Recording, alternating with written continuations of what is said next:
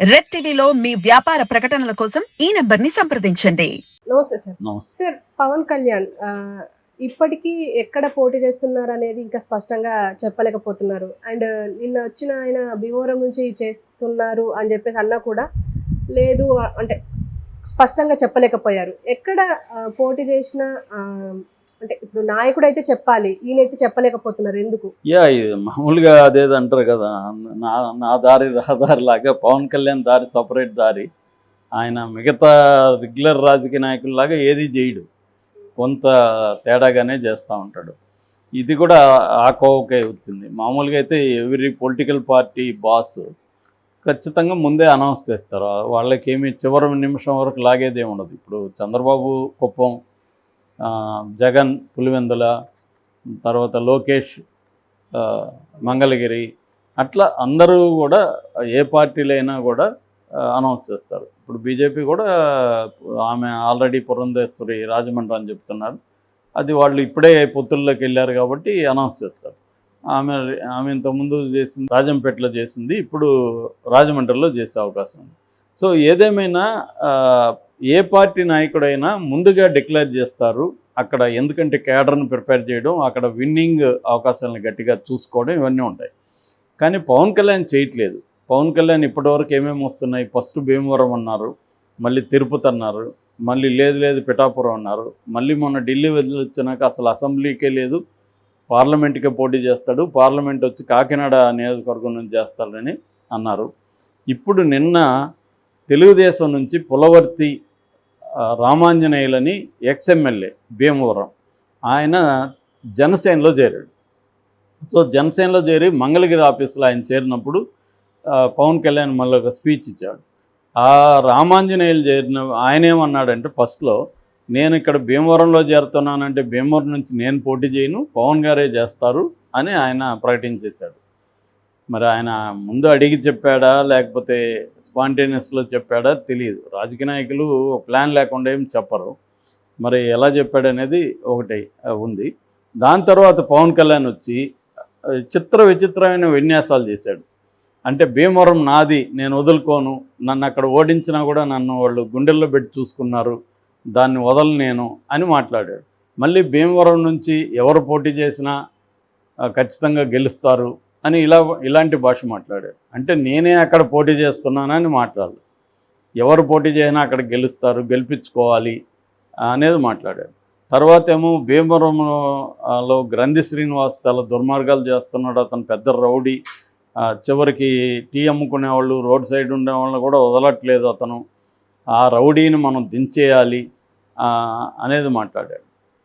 దాని తర్వాత అక్కడ అసలు ఇల్లు అమ్మాలంటే కూడా, ఎవరైనా జాగా అమ్మాలంటే కూడా భయపడుతున్నారు, నేనే ఇల్లు అడిగితే నాకు ఇవ్వడానికే భయపడ్డారంటే అర్థం చేసుకోండి అని మాట్లాడు. మరి ఈయన అక్కడ ఇల్లు ఎందుకు అడిగాడు, ఇప్పుడు కూడా ఏమంటున్నాడు, రామాంజనేయులకి చెప్తున్నాడు, మీరు అక్కడ జాగా చూడండి, మన ఆఫీస్ కడదాం, ఆఫీస్లో నేను నివాసం కూడా ఉంటానని చెప్తున్నాడు.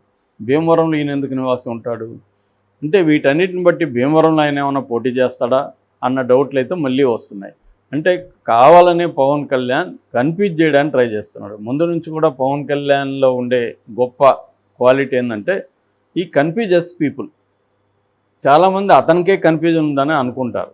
నాకు తెలిసి అతనికి కన్ఫ్యూజన్ లేదు, అతనికి క్లారిటీ ఉంది. ఏం క్లారిటీ అంటే కన్ఫ్యూజ్ చేయాలి అనే క్లారిటీ ఉంది అతనికి.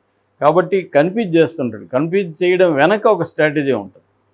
ఆ స్ట్రాటజీని బట్టి అతను కన్ఫ్యూజ్ చేసుకుంటూ వెళ్తున్నాడు. సో ఇప్పుడు ఇతని స్ట్రాటజీ ఏంటి అసలు, నిజంగా అసెంబ్లీకి చేస్తాడా, లేకపోతే అసెంబ్లీ కాదనుకొని పార్లమెంట్కి చేస్తాడా, లేకపోతే అసెంబ్లీ పార్లమెంట్కి కలిపి చేస్తాడా అనేది చూసినప్పుడు నాకున్న అండర్స్టాండింగ్ ఏమంటే, అతను అసెంబ్లీకి పార్లమెంట్కి చేసే అవకాశాలు ఉన్నాయి. అసెంబ్లీకి మాత్రం చేయకుండా ఉండడు. ఎందుకంటే అసెంబ్లీకి చేయకపోతే మాత్రం అతని చాప్టర్ క్లోజ్ అయిపోతుంది ఆంధ్రప్రదేశ్ రాజకీయాల్లో. మళ్ళీ వాళ్ళ అన్నలాగా ఢిల్లీ నుంచి ఇంటికి వచ్చేయాలి డైరెక్ట్గా. ఎందుకంటే ఇప్పటికే తీవ్ర వ్యతిరేకత ఉంది.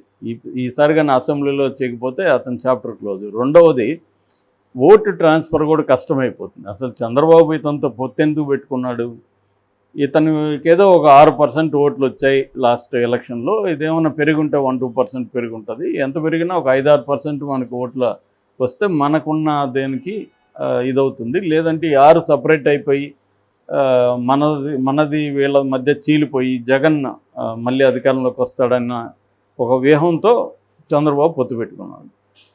ఇతను ఎందుకు పెట్టుకున్నాడు? గతంలో అసలు మనకి 0, ఇప్పుడు ఎన్ని వచ్చినా వచ్చినట్టే కదా. కాబట్టి ఒక 4-5 వచ్చినా కూడా మనం మేసం తిప్పుతో తిరగచ్చు. ఇప్పుడు ఏమీ లేకుండానే అతను జగన్ నువ్వెంత నీ బతుకెంత అంటున్నాడు 150 వచ్చిన అతను పట్టుకొని. సో ఇంకా 5 వస్తే అతని పరిస్థితి రేపు మోడీని కూడా అంటాడు నువ్వెంత నీ బతుకెంత మోడీ అన్నా కూడా అంటాడు. సో అటువంటి ఇది చేద్దామని అతని ప్లాన్. ఈ కాంటెక్స్ట్లో అతను ఎందుకు అనౌన్స్ చేయట్లేదంటే నాకు తెలిసి ఒకటే అతనికి భయం. ఏం భయం అంటే మనం ముందుగా అనౌన్స్ చేస్తే జగన్ అన్ని రకాలుగా మనల్ని ఓడించడానికి అక్కడ ఏర్పాట్లు చేసుకుంటాడు. కాబట్టి కన్ఫ్యూజ్ చేయాలి. భీమవరమా, కాకినాడ, తిరుపతి, పిఠాపురమా, ఈ కన్ఫ్యూజన్లోంచి ఇవేవి కాకుండా ఇంకో దగ్గర కూడా చేయొచ్చు అతను. అప్పుడు ఏమవుతుంది, జగన్ ఏం చేస్తున్నాడు, ఆల్రెడీ పిఠాపురం, కాకినాడ ఏరియాల్లో ఆఫీసర్ని వీళ్ళందరినీ తనకు అనుకూలమైన వాళ్ళని పెట్టుకుంటూ వస్తున్నాడు.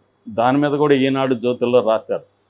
సో పెట్టుకుంటూ వస్తున్నాడు. తర్వాత అక్కడ గ్రౌండ్ లెవెల్లో ప్లాన్ చేసుకుంటున్నాడు. అక్కడ డబ్బులు పంపు చేయడానికి కూడా ముందు నుంచే ప్లాన్ చేసుకుంటున్నాడు. అంటే జగన్ ఉద్దేశం ఏమంటే ఇటు చంద్రబాబును ఓడించాలి, లోకేష్ను ఓడించాలి, పవన్ కళ్యాణ్ ఓడించాలి, అచ్చెన్నాయుడిని, ఇలాగా కొంతమందిని టార్గెట్ పెట్టుకున్నాడు జగన్. ఈ టార్గెట్ పెట్టుకొని ఎప్పటి నుంచో వర్క్ చేస్తున్నాడు. మిగతా వాళ్ళకైతే తెలుసు కాబట్టి అతనికి ఎప్పటి నుంచో వర్క్ చేస్తున్నాడు. పవన్ కళ్యాణ్ తెలియదు ఎక్కడి నుంచి చేస్తాడో. జగన్కి కూడా కన్ఫ్యూజన్ ఉంటుంది కదా. రెండోది, ఒకవేళ ఆయనకున్న ఇన్ఫర్మేషన్ ప్రకారం ఉన్నా కూడా 3-4 అయితే ఉంటాయి. అంటే మామూలుగా గెరిల్లా వార్ఫేర్లో ఒక టెక్నిక్ ఏంటంటే డిసెప్షన్ అనేది వెరీ ఇంపార్టెంట్. గెరిల్లా వార్ఫేర్లో you have to deceive the enemy. అంటే నేను నార్త్ వెళ్తున్నట్టుగా నమ్మించి సౌత్ వెళ్తాను అనమాట, లేకపోతే వెస్ట్ వెళ్తాను, ఈస్ట్ వెళ్తాను, నార్త్ మాత్రం వెళ్ళను.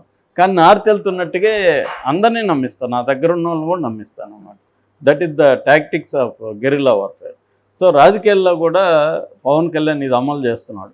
అంటే అతను ఏ నియోజకవర్గంలో పోటీ చేయబోతున్నాడో చివరి వరకు తేల్చకుండా ఇంకా నామినేషన్ల డేట్ అనౌన్స్ అయినాక అప్పుడు చేస్తాడు. సో దీనివల్ల అతనికి నష్టం లేదా అంటే ఖచ్చితంగా ఉంటుంది. ఎందుకంటే చివరి నిమిషంలో చెప్తే ప్రిపరేషన్కి టైం ఉండదు, ఇవన్నీ ఉంటాయి. కానీ మేబీ 2 ప్రమాదాలు ఉన్నాయి.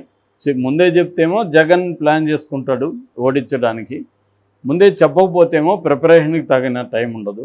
ఈ రెండిట్లో ఏది పెద్ద ప్రమాదం అనేది అతను అసెస్ చేసుకొని జగన్దే పెద్ద ప్రమాదం.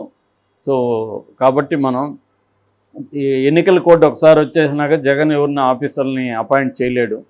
ఒకవేళ ఉన్న ఆఫీసర్ని కూడా మనం వాళ్ళ మీద కంప్లైంట్ ఇచ్చి తీయించవచ్చు.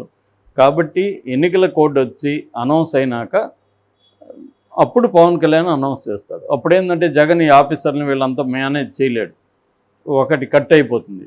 సో దాని తర్వాత చేయబోతున్నాడు. అంతవరకు ఇతను ఇదే కన్ఫ్యూజన్లో పెడుతుంటాడు. దీని మీద చర్చలు నడుస్తుంటాయి, మాత్రం చెప్పకపోవడానికి ప్రధాన కారణం అదే. సో ఎన్నికల షెడ్యూల్ వచ్చే వరకు కూడా మనకి ఇలాంటిది తప్పదన్నమాట.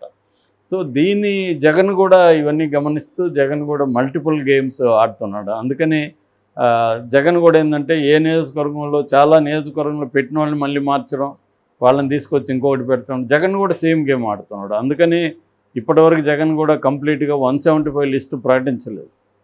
అట్లాగే మేనిఫెస్టో కూడా ప్రకటించలే. ఎందుకంటే అవతలోడు ఏం మేనిఫెస్టో ప్రకటిస్తాడో చూసి యువతలోడు చేయాలి, యువతలోడేమో చేయడు, అవతలోని చేసినాక మనం చేద్దాం అనుకుంటారు. ఇది సమస్య అన్నమాట. సో అంటే కామెడీ ట్రాక్స్ ఉంటాయి కదా, ముందు చేయరా అంటే లేదు నువ్వు ముందు చేయరా అని, అలాగా అయిపోయింది. ఇప్పుడు రాజకీయాల్లో కూడా ఎత్తులు పైతులు ఏంటంటే ఎదుటోడు ఏం వేస్తాడో వీళ్ళు వెయిట్ చేయాలి. అంటే జగన్ కొన్నిట్లో 100% అనుకున్న దాంట్లో చేసేసాడు, వీళ్ళు కూడా చేస్తారు.